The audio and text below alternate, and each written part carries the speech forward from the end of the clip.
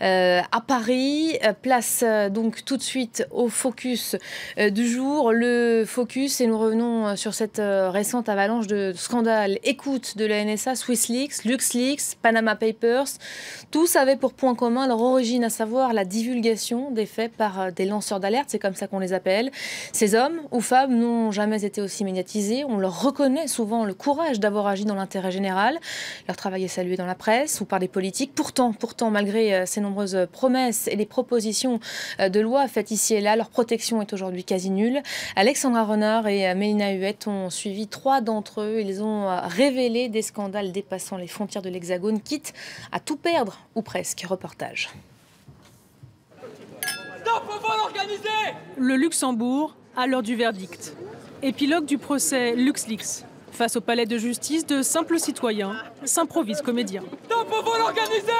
Les convives représentent les grandes multinationales et le Luxembourg qui serait impliqué dans une gigantesque évasion fiscale. Quittez la table du peuple !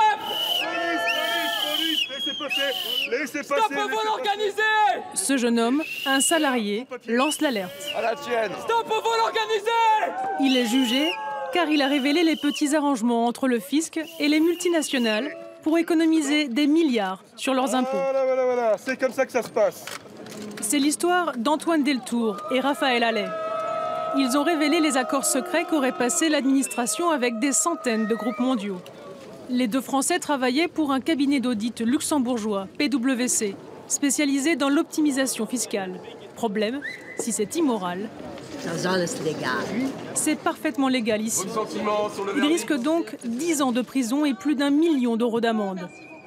Si Antoine et Raphaël sont relaxés, les futurs lanceurs d'alerte, eux, éviteraient des poursuites judiciaires. Un verdict historique, suivi par de nombreux médias étrangers. Mais c'est la déception. J'espérais un jugement beaucoup plus clément et j'ai un sentiment mêlé d'abattement et en même temps je souhaite être combatif parce que voilà, on ne peut pas se satisfaire de ce jugement qui porte préjudice à l'information et je pense que c'est malheureux pour le bon fonctionnement des démocraties. La justice luxembourgeoise a tranché, pas d'acquittement pour Raphaël et Antoine.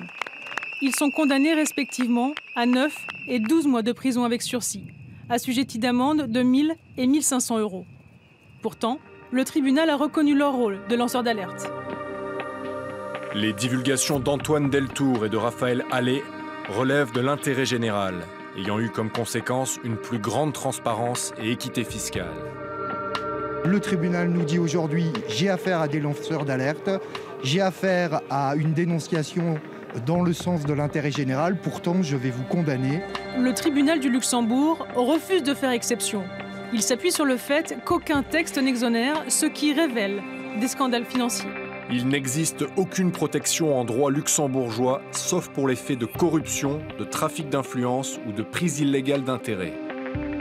Aujourd'hui, le lanceur d'alerte n'est pas protégé par une quelconque norme juridique au niveau européen. Pour l'instant, c'est beaucoup de « on va protéger les lanceurs d'alerte », mais concrètement, les mesures concrètes, elles avancent très doucement. La Cour européenne devrait faire passer un règlement et pas seulement des petites recommandations en disant « s'il vous plaît, messieurs les États, est-ce que vous pourriez protéger les lanceurs d'alerte ?» Que ce ne soit pas à discrétion des États. Difficile d'y voir clair dans l'attitude contradictoire de l'Europe au sujet des lanceurs d'alerte. En avril, elle entérine le secret des affaires. En juillet, elle renforce la réglementation contre l'évasion fiscale. De la même façon, elle rejette l'immunité totale des lanceurs d'alerte, mais elle reconnaît leur utilité. De timides avancées qui, pour autant, ne démotivent pas ces citoyens engagés. On aurait pu prendre 10 ans et 1 million, on prend que 9 mois avec sursis et 1 000 euros.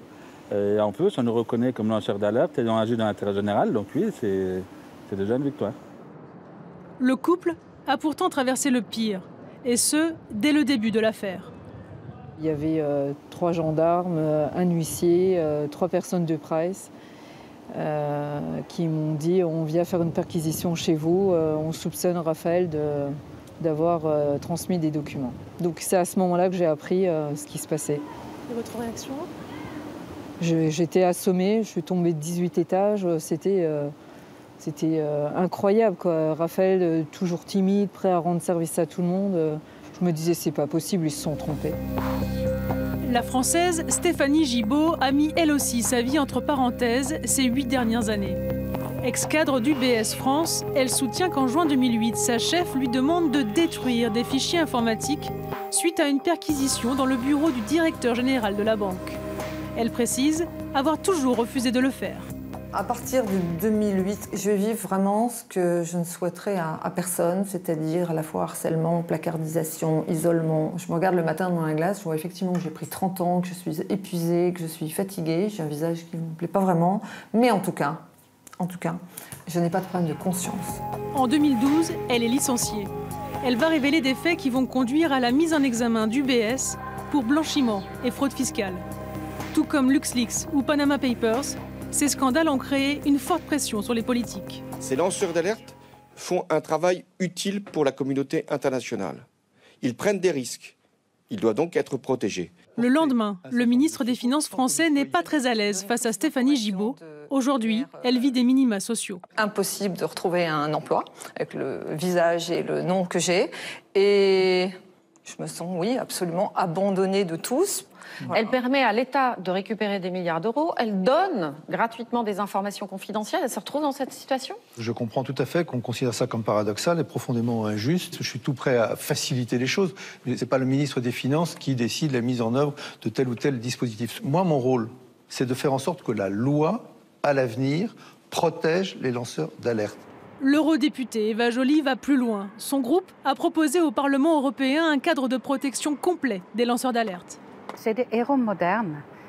La France est en train de créer un statut unifié des lanceurs d'alerte. Mais ce n'est pas suffisant, ça doit être au niveau européen. Pour nous, les citoyens, nous dépendons complètement d'eux pour savoir, pour connaître les effets délétères.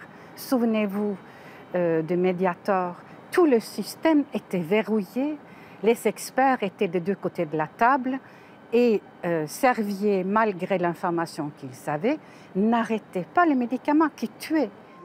Stéphanie, Antoine, Raphaël et des dizaines d'autres encore dans l'ombre ont révélé des scandales. Une démarche reconnue d'utilité publique. Pourtant, leur prise de risque est ignorée, puisqu'à ce jour, aucune législation ne peut leur garantir une immunité totale.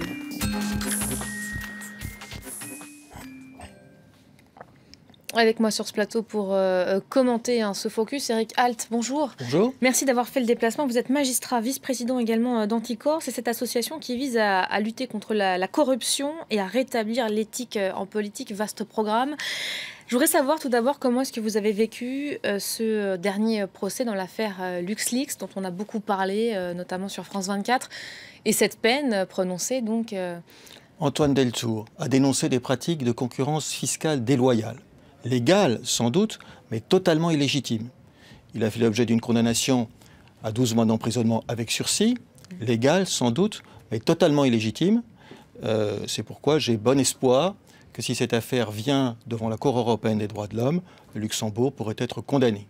Dans le symbole, c'est quand même très lourd, c'est ce que vous me disiez à l'instant. On entendait l'autre lanceur d'alerte condamné et dire « bon, c'est que du sursis, c'est pas une énorme somme d'argent à verser ». Il était comme satisfait, ça peut paraître fou. Hein. C'est un symbole lourd, d'autant plus que cette compétition fiscale déloyale a été fortement préjudiciable aux autres États membres et que M. Juncker, qui fait partie de ceux qui ont dénaturé le projet européen de cette façon, il a sa part dans la dénaturation du projet européen, bien pour lui, il assume totalement et rien ne se passe. C'est cette forme d'impunité aujourd'hui qu'on a du mal à digérer. Ce sont ceux qui dénoncent qui sont poursuivis. Voilà, et c'est la raison pour laquelle, effectivement, les choses doivent avancer. Elles n'avancent pas significativement sur le plan européen, puisque la directive secret des affaires a été adoptée. Directive secret des affaires, la règle, c'est le secret, et la transparence, c'est l'exception. Elle est satisfaisante, cette directive Alors, évidemment, non, puisque... Alors, effectivement, il y a, pour les lanceurs d'alerte, quelques exceptions, mais ils doivent se justifier d'avoir divulgué une information dans l'intérêt général. Ils sont toujours en situation de devoir se justifier. C'est évidemment pas satisfaisant, mais quant à mettre en place une disposition favorable aux lanceurs d'alerte sur le plan européen, c'est possible, Eva Joly en parle, mais les députés européens n'ont pas le pouvoir de faire des propositions de loi. Donc, Parlons- il faudra attendre la Commission. Parlons peut-être des Français. Il y a des choses qui sont faites. Il y a la loi Sapin 2 qui est passée devant le Sénat récemment. Un projet de loi remanié, restreint, dit-on, pour les lanceurs d'alerte. Là aussi, c'est satisfaisant. On va dans le bon sens malgré Alors, tout. il y a eu un pas en avant de l'Assemblée nationale, un petit pas en arrière du Sénat. Tout se passe comme si tout le monde s'accordait sur la nécessité de protéger les lanceurs d'alerte. On leur doit beaucoup. Ils apportent beaucoup au bien commun. Mais on y va en reculons. Le Sénat a réduit la portée de la législation, a neutralisé... De quoi ils ont peur, les hommes politiques? C'est une question qui justifie évidemment pourquoi ne pas aller plus loin. Je dirais fondamentalement, ce n'est pas facile de remettre en cause un système qui fonctionne sur la hiérarchie et le secret. Et on est encore dans cette culture-là. Et les lanceurs d'alerte ont le courage de la vérité, mais ce courage de la vérité, eh bien, il montre ce que peut-être parfois le pouvoir ne voudrait pas qu'on voit. Y compris dans le domaine politique, c'est peut-être ça aussi qui est redouté. Dans le domaine politique, où par exemple c'est vrai que Julian Assange a apporté des informations significatives sur des pratiques d'espionnage au détriment de la France, on ne lui a pas été reconnaissant non plus. Ce sont des choses qui peut-être effectivement gênaient, dont on ne souhaitait pas la divulgation. Merci beaucoup Erika d'avoir été notre invité. C'est la fin de ce focus. On va marquer une courte pause. On se retrouve dans quelques instants. On retrouvera notamment l'équipe du Portugal qui est, m'a-t-on indiqué à l'instant, en train de descendre, qui va bientôt descendre de l'avion pour rencontrer donc les supporters portugais. Vous les voyez euphoriques au lendemain de cette victoire à l'Euro de football. À tout de suite.